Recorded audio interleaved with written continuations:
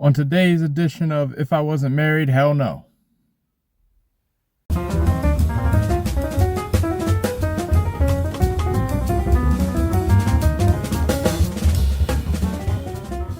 First of all, I've never seen the first The Devil Wears Prada, so I have no context for this movie. Second, I don't know anything about fashion if you can't tell. I don't belong to this world. This is about as far out of my wheelhouse as you can get. So in this movie, our main character, Anne Hathaway, who plays Andy Sachs, strange name. She's working for some kind of editorial, and the company gets downsized, so she gets fired. And she ends up getting picked up by Meryl Streep's character's company. They have history that I'm sure if you've seen the first movie, you're very intimately familiar with. I am not. So Andy is teaming up with Meryl Streep, whose character name currently eludes me. Miranda. Her name is Miranda. So these characters are not childhood memories of mine. So this is the first time I'm meeting them. Stanley Tucci's in it. I like Stanley Tucci. He plays Nigel. We've got a lot of trying to impress the boss, trying to maintain your image, trying to hold on to your legacy, trying to make a name for yourself. Whole bunch of stuff going on. Dealing with the line between your legacy and irrelevancy. How do you know when it's time to hang it up? How do you know the difference between a friend and an enemy?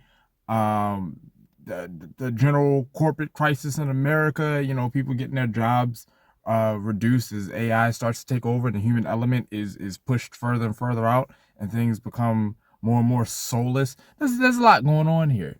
So even as somebody who doesn't engage with this particular part of society in terms of the fashion culture, there's enough here that really doesn't matter. I do worry about how easy it is for somebody like me to be replaced in this ever-evolving world, you know? So with that in the back of my mind, the character's headspace is perfect for me to follow throughout this movie. The characters are always like kind of sneak dissing and they're just kind of getting at each other, and they're scheming under the table and planning their exit strategies and their revenge schemes and all this other kind of stuff. And for a while, as I was watching it, I was like, this is kind of putting me off, because I don't like being around people like this. So I was a little uncomfortable for like the start of it. But you do fall into the world. I don't want to really get into what it's really about, because I feel like where the movie started and where it goes wildly changes.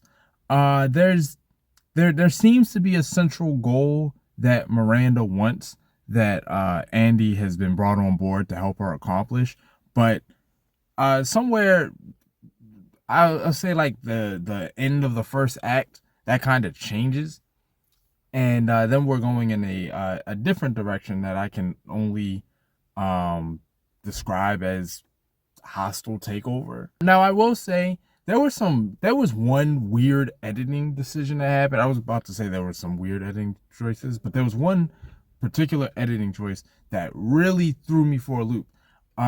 There's a death in the movie. Obviously, I'm not going to tell you who, why, what, when, or why. But there's a death in the movie, and it immediately cuts to like the funeral.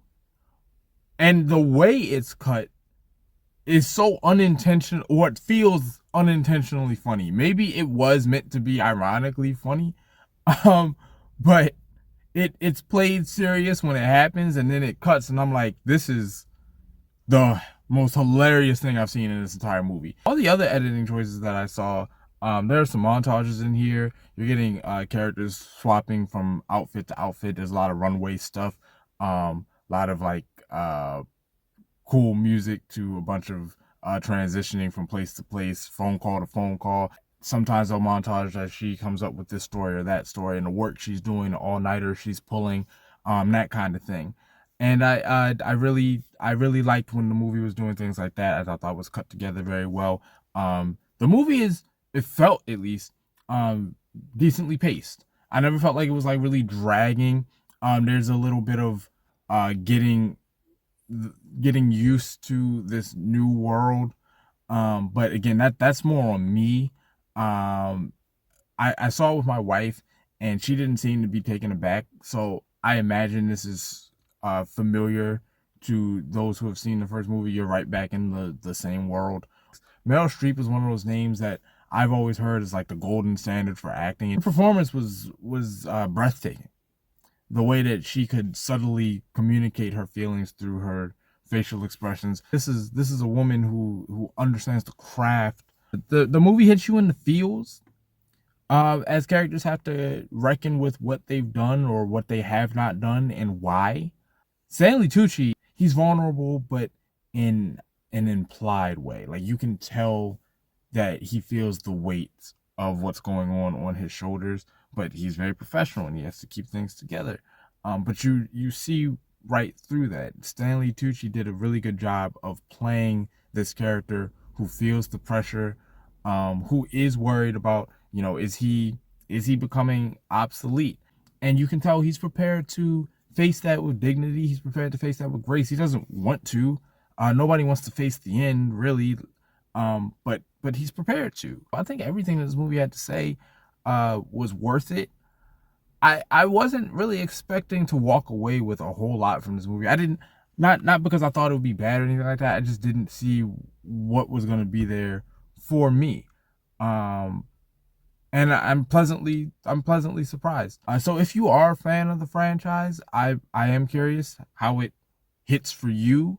If this is better, worse, on par, an embarrassment. I don't know how it stacks up to the first one.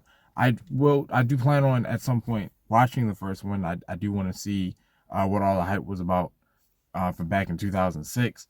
But if you are familiar and you do plan on seeing it, let me know how it compares in the comments. Like do the liking and subscribing and the commenting and stuff like that. I'd greatly appreciate that.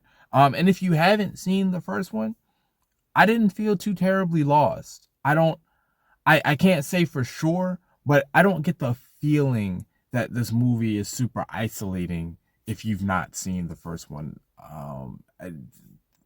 It doesn't look like even the beginning of the movie is based off of where the last one ended, or it feels like we're 20 years later, we're in vastly different places. So you can kind of pick up from where you are. And so if you've not seen the first one, not only would I say it doesn't feel isolating, but I would recommend you go watch this because it's a good movie all on its own. Great. Unironically, the best part about this movie is that people are so petty, and they're expected to be so petty, that even after they do the worst kinds of things to each other, they're pretty quick to forgive. Ain't that funny?